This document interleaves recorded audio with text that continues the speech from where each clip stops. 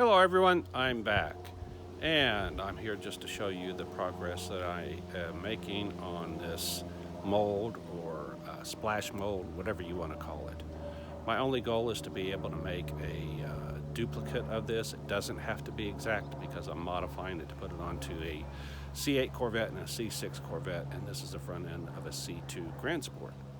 So I just need something close. So a lot of people, or some people, have been criticizing the way I've been doing this. I've been on the internet long enough to know that that's going to happen no matter how good or bad you do it. I'm convinced some of these people just want to show that they're smarter than everybody else and make this seem like rocket science, and it's not. It's just throwing some fiberglass on a part so that I can make a copy of that part and then use that copy to do something else. That's it. So it's not rocket science. Again, by the same token, it doesn't have to be perfect. I can fix whatever comes off. I just need the basic shapes. And I'll show you some places where I already know I might have to fix it, and it's no big deal. In fact, this part that I'm using had some of those same defects in it.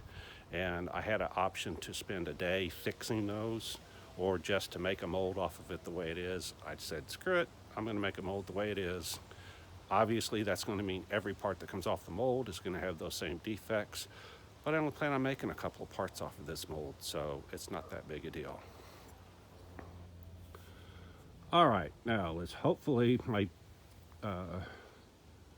phone kept switching to different modes while I was doing this.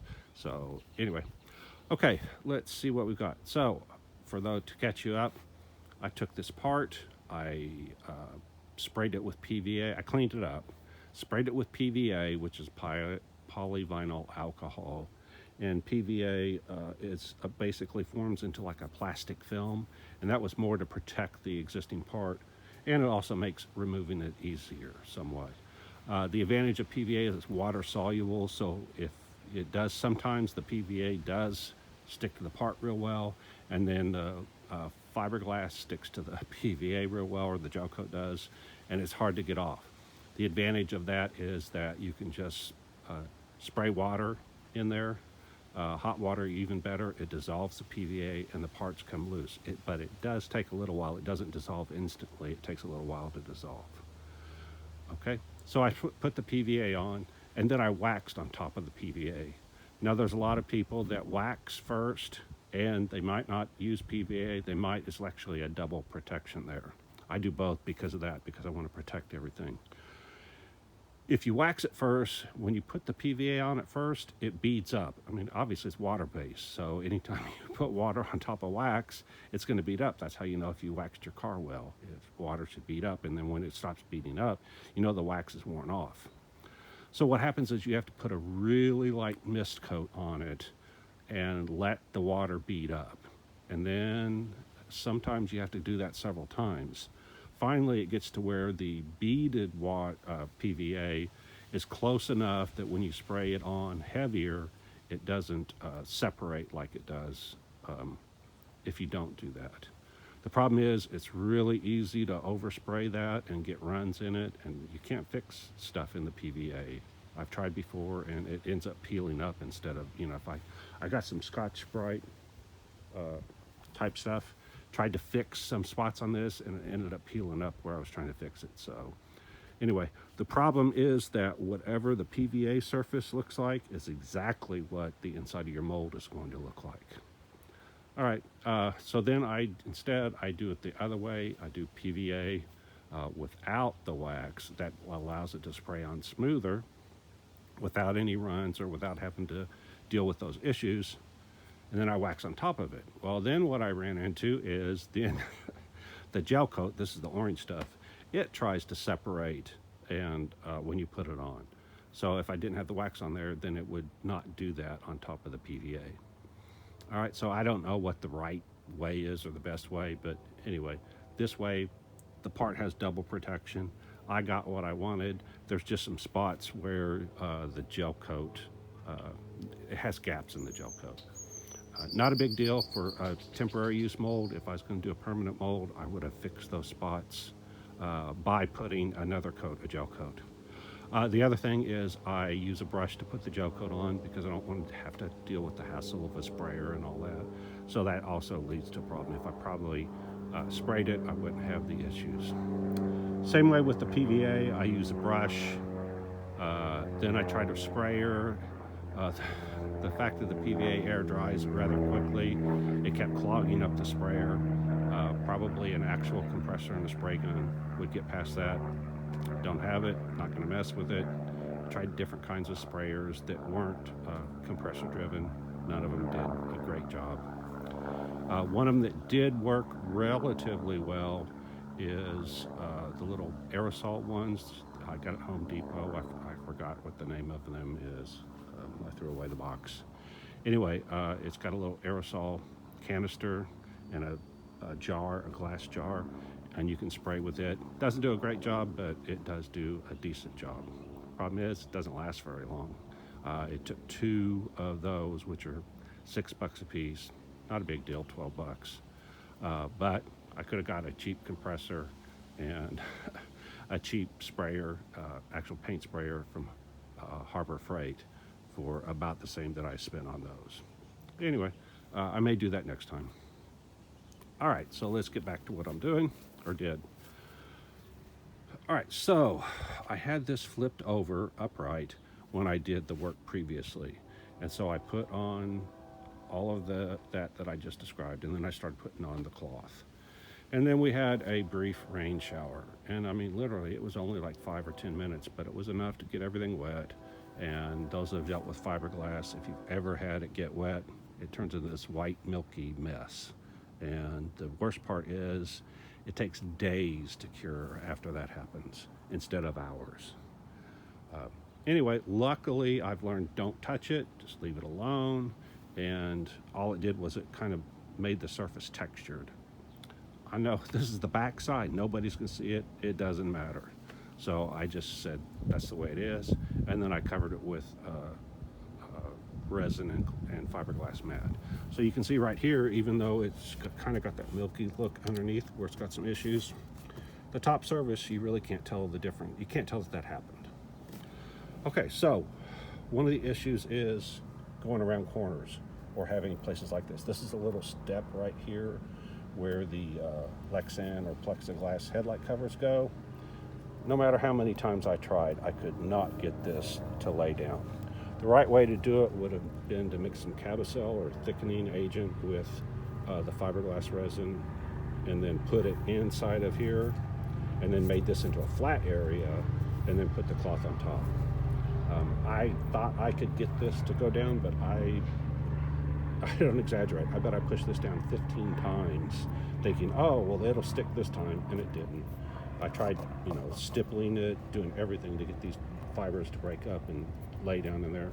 I couldn't get it to do it. So anyway, that may be an issue. It may not.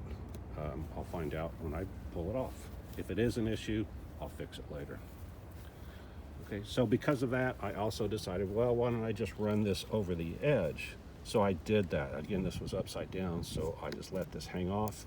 When I flipped it over this morning, I put this on and I filled up this area right here with resin and then put the cloth on top. So there's some solid resin in between the 2 layers here. Anyway, all that matters is you get a nice bond between the gel coat and the fiberglass. So there's a nice bond there. There's just excess material. I may or may not come in and cut this excess off. The reason I would do it is because there's sharp edges here, and if you're handling it without gloves, you can get yourself poked or cut or whatever. So it's just a nice thing. Again, that same thing here, air pocket right there. Again, I just let this overrun, didn't matter. There, it didn't lay down real well. There's a couple of air pockets. Again, this stuff in the grand scheme of things for a mold doesn't matter. If it was a part, it would matter, but not for a mold. Same thing here, something happened there, it didn't lay down there too. In here, so the problem you have is gravity. Gravity obviously makes things want to fall. Sometimes you can get it to stay in place, other times it just has a mind of its own. and it won't stay in place. So you can see that this didn't get saturated with resin and it pulled away. I didn't catch it. I was working in the dark by the time it got to there. Here's another place where I overran the edge. Didn't worry about it. Again, I tried several times to get this to lay down. It looked like it was going to lay down, and then 10 minutes later I come look at it and it had pulled away again. Worst comes to worst, I'll cut off this lip here. And the other thing is that I've got to get this mold off of here. So I will probably have to cut this lip off around anyway. But my goal is get it done the way I would like to ideally get it there, done and off, and then I'll cut off whatever I have to cut off to get the two separated from each other. All right, so while I had it upside down, I went ahead and put this piece on because, again, it would be down here. I don't want to work down here. It's right in my face here, and gravity's going to help me get this. Again, I overran this edge on purpose, and then I went back in with my multi-tool and cut away this edge. My multi-tool is one of these. Make sure you get a tungsten carbide tip because fiberglass eats the wood tips up, I mean, unbelievably quickly. All right, oh, and I used a razor blade too. This still isn't 100% hard, so I was able to use a razor blade. So razor blade, box knife, or the multi-tool, depending on how cured this is. This is still a little, well, no, it's not. This morning, this was still kind of tacky. It's actually curing to where it's not so tacky anymore. A lot of these areas that you see, I didn't trim the fiberglass mat. I just cut a piece, you know, that looked like it was going to cover the area, laid it down, and then dealt with. Here you can see that there's one piece here. It ends, the next piece starts. I didn't worry about it. Again, it's a mold, who cares? This is the back side of the mold, so who cares? Stuff like this, these pockets, it's hard to get the fiberglass to lay in there, and I do want that shape, and I want to support it well. So what I did there was I did actually take a piece, cut it. I use a Sharpie or a marker to mark the edges of where this goes so that I'll put the resin on top of here to give it something to tack this to and to allow it to absorb from both the back side and the front side. And then I cut relief slots. So it took a little while to cut this custom piece to fit in there. I've got another one underneath there. What you can do is where these fold lines are, which is where it would be in here, you can go ahead and fold it and break the bond right here, and that'll allow it to better flow into here when you use the resin. I did it on the top one. It's underneath that box holding the folds, but this one I didn't do it with. All right, let's see, what else do we have? Oh, I did tape up these holes. Otherwise the mat kept wanting to go in and sag through here, so I just put enough of this tape on to hold it in place. This tape is aluminum tape that you use for, this happens to be for dryer duct. They have other stuff that has a thicker adhesive, has more of a, it'll hold its shape better, but it also is very difficult to get it to lay absolutely flat. So this works better for an area like this. That works better for some kind of contoured or curved area. I did the same thing here on the top side because that was an edge and I didn't want it to have a mind of its own. So that helped. That would have helped here as well. It would have given this something to hold on to, but no big deal. What else do I have? Again, I got a couple air pockets here.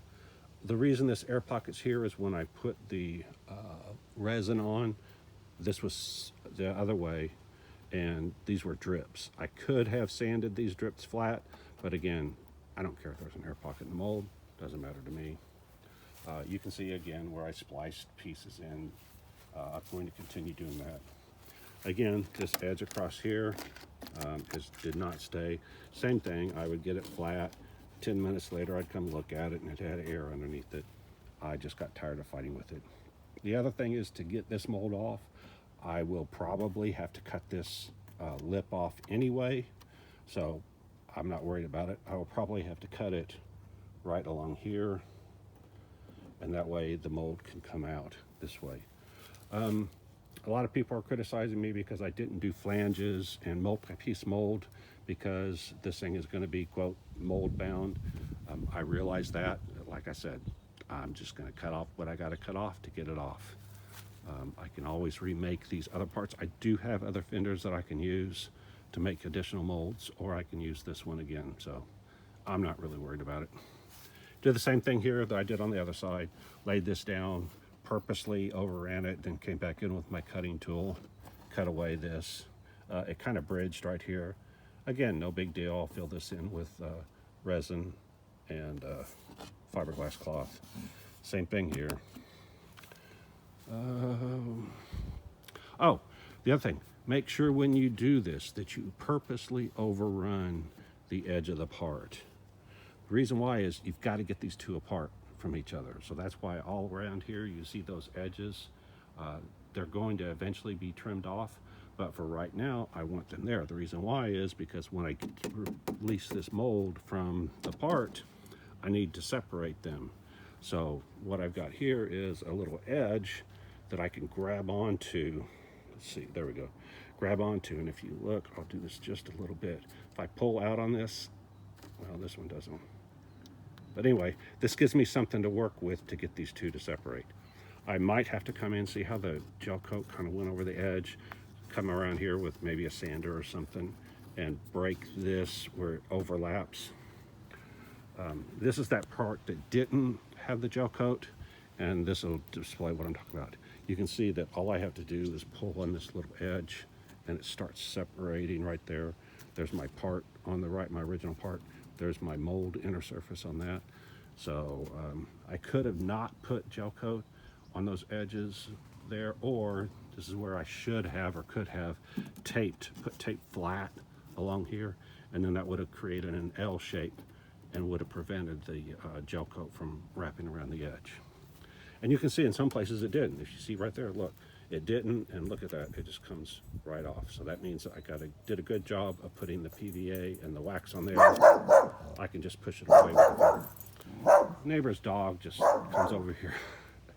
I'm convinced that it's inside their house, it's barking, they get tired listening to it, so they let it out, it comes out here, and it literally barks nonstop. It'll bark for hours. I would think it'd get tired of barking, but it doesn't. So then they call it in for like 10 or 15 minutes, and then they let it out again. It's annoying, but hey, neighbors are neighbors. All right, I don't think I covered this. This is another one of those areas that didn't stick correctly. It was getting dark. I worked until past dark last night, so I couldn't really see what I was doing. I kept trying to get it to where I ran out of cloth and and resin. Yeah, matte and resin at the same time. So I'd get to a point where, I've used up all my cloth, but I got some resin, let me cut some more cloth. I cut some cloth, used the resin, I'd run out of resin. This is where I ran out of resin, so this was kind of dry brushed on here, and there wasn't quite enough to get this to stay.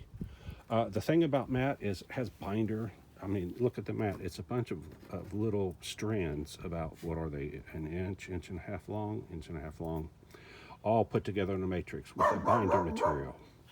This binder material is dissolved in the polyester resin. In fact, you can't use epoxy resin because epoxy doesn't dissolve the binder.